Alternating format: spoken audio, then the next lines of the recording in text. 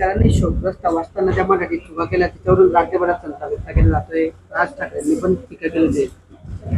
हे बघा काही माणसाच्या बोलण्यामध्ये काही चुका होत असतात. याचा अर्थ असा होत नाही की राहुल नार्वेकरांकडनं कधी चूक झाली ती बुद्धी पुरस्कार झाली असं म्हणणं उचित नाही आहे.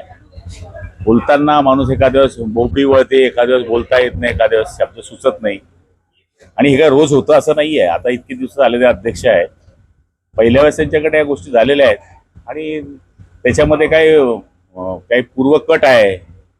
महाराष्ट्राला बदनाम करायचा हा जो इश्यू केला जातो हा चुकीचा आहे. रिक्षावाल्यांना जसं मारतो तसं नार्वेकरांना मारलं पाहिजे का असं संजय राऊतांनी टीका केली. संजय राऊतांच्या बाबतीत बोलणंच उचित नाही आहे. आता सध्या ते भरकटलेला माणूस कसा असतो तसा त्यांचा आत्मा भरकटतोय.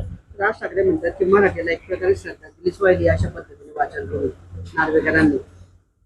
हे बघा, मी आता तेच सांगितलंय तुम्हाला, बोलताना माणसाने कधीतरी चूक होऊ शकते. आता आम्ही कधी कधी व्यासपीठावर आमच्याकडनं एखाद्या शब्द चुकतो, त्याचा अर्थ असा होत नाही की कोणत्या भाषेचा अपमान करावा. आणि जर झाली असेल चूक ती लक्षात आणून दिली ती गोष्ट मान्य करतो, पण त्यांनी बुद्धी पुरस्कार केली हे आरोप चुकीचे आहे. त्यांनी दिलगिरी पण व्यक्त केली. मिस्टेक झाली असं म्हणणं आहे. नार्वेकरांनी दिलगिरी व्यक्त केली.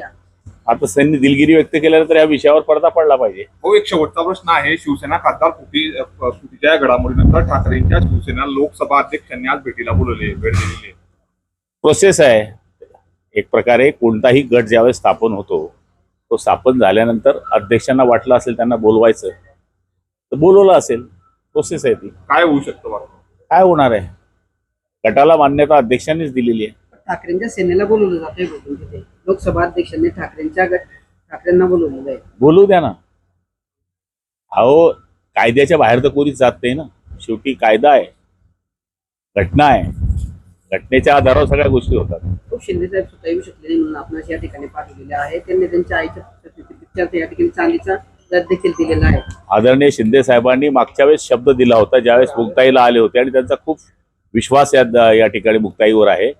त्यावेळेस त्यांनी सांगितलं होतं की मी या ठिकाणी चांदीचा रथ देईल आणि आज त्यांनी जवळपास 1 करोड रुपयाचा चांदीचा रथ मुक्ताईला दिलेला आहे.